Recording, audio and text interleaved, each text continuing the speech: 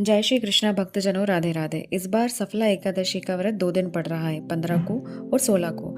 15 को सूर्योदय के हिसाब से यह व्रत रखा जाएगा, किंतु 16 को पक्षवर्धनी महाद्वादशी का योग बन रहा है। ऐसे में यह सवाल उठ रहा है कि व्रत आखिर किस दिन रखा जाए। आइए पहले जान लेते हैं एकादशी तिथि का प्रारंभ। एकादशी तिथि प्रारंभ होगी 14 दिसंबर 2025 को शाम 6:49 पर। वहीं तिथि का समापन होगा 15 दिसंबर 2025 को रात 9:19 पर। तो इस तरह 15 दिसंबर को पूरे दिन की सूर्योदय की एकादशी मानी जाएगी, जबकि 16 दिसंबर को पक्षवर्धनी द्वादशी योग बन रहे हैं। महाद्वादशी में व्रत करना बहुत ही उत्तम है, इसका फल बहुत अधिक मिलता है। लेकिन इस महाद्वादशी का योग पूरे भारत में ना होकर कुछ क्षेत्र विशेष में बन रहे हैं। अगर आप उन शहरों में रह रहे हैं जहाँ पक्षवर्धनी महाद्वादशी का योग बन रहा है, तो आपको यहाँ व्रत दोनों दिन करना चाहिए, जैसे कोलकाता, हैदराबाद, प्रयागराज, बिहार, छत्तीसगढ़, झारखंड। आप चाहें तो दोनों दिन उपवास कर सकते हैं, क्योंकि वहाँ महाद्वादशी का योग बन रहा है। परंतु जहाँ आप रह रहे हैं वहाँ पक्षवर्धनी महाद्वादशी का योग यदि नहीं बन रहा है, तो उनको सिर्फ 15 दिसंबर की ही एकादशी का व्रत रखना चाहिए। जैसे दिल्ली, एमपी, राजस्थान, मुंबई, पंजाब, हरियाणा, जम्मू, चंडीगढ़ आदि क्षेत्रों में पक्षवर्धनी का महायोग नहीं बन पा रहा है, तो यहाँ पर आपको दोनों दिन का व्रत रखने की कोई जरूरत नहीं है। आप व्रत रखने से पहले एक बार अपने शहर में ये योग की जांच कर लें, उसके बाद ही आप व्रत रखें। हिंदू पंचांग के अनुसार जिस माह में पूर्णिमा अथवा अमावस्या की वृद्धि होती है, उसमें आने वाली द्वादशी को पक्षवर्धनी महाद्वादशी कहा जाता है। पक्ष में वृद्धि होने के कारण इसे पक्षवर्धनी कहा जाता है।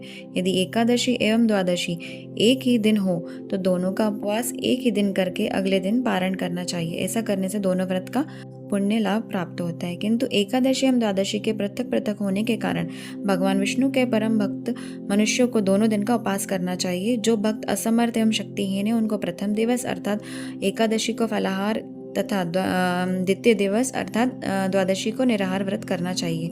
ऐसा करने से एकादशी के पारण करने का दोष नहीं लगता है, क्योंकि दोनों व्रत एक ही देवता के हैं। वैष्णव परंपरा के कुछ विष्णु भक्त एकादशी को त्याग कर केवल द्वादशी का व्रत करते हैं, क्योंकि उनका मानना है कि द्वादशी का उल्लंघन हमें नहीं करना चाहिए। हालांकि धर्म सिंधु में प्राप्त व्याख्या के अनुसार एकादशी का व्रत का संपूर्ण त्याग नहीं करना चाहिए, अर्थात एकादशी का त्याग करने के पश्चात भी अन्य भक्षण कदापि नहीं करना चाहिए। भगवान विष्णु के भक्त में पक्षवर्धनी महाद्वादशी व्रत अत्यंत लोकप्रिय है। इस दिन भगवान विष्णु की आराधना करने से धन, ऐश्वर्य तथा वंश की वृद्धि होती है।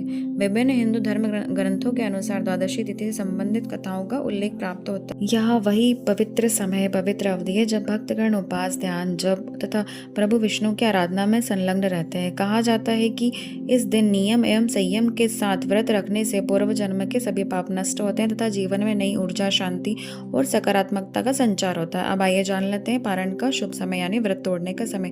जिन भक्तों का व्रत रहेगा 15 दिसंबर यानी जहां पक्षवर्धनी महाद्वादशी का योग नहीं बन रहा है, जिनका व्रत रहेगा 15 तारीख को 15 दिसंबर को, उनके लिए पारण का समय रहेगा 16 दिसंबर की प्रातः 7:07 से लेकर 9:11 तक रहेगा। इसी दिन द्वादशी तिथि का समापन रात में होगा 11:57 पर। पारण इसी तिथि में किया जाना अत्यंत आवश्यक माना गया है। इस दिन भक्त उपवास के पश्चात भगवान विष्णु को नैवेद्य अर्पित कर जल या फल ग्रहण करके व्रत का समापन कर सकते हैं। शास्त्रों में बताया गया है कि सफलता एकादशी का पालन करने से व्यक्ति न केवल सांसारिक जीवन में सफलता प्राप्त करता है, बल्कि आध्यात्मिक मार्ग में उन्नति और के लिए अग्रसर होता है। भक्ति, श्रद्धा और सच्चे हृदय से किया गया यह व्रत जीवन में सौभाग्य, समृद्धि और मन की शांति का प्रदान लेकर आता है। इसलिए सफला एकादशी को सफलता प्राप्त करने वाली एकादशी भी कहा गया है। अगर आपको वीडियो पसंद आता तो प्लीज इसको लाइक करें, शेयर करें और हमारे चैनल को सब्सक्राइब करना ना भूलें।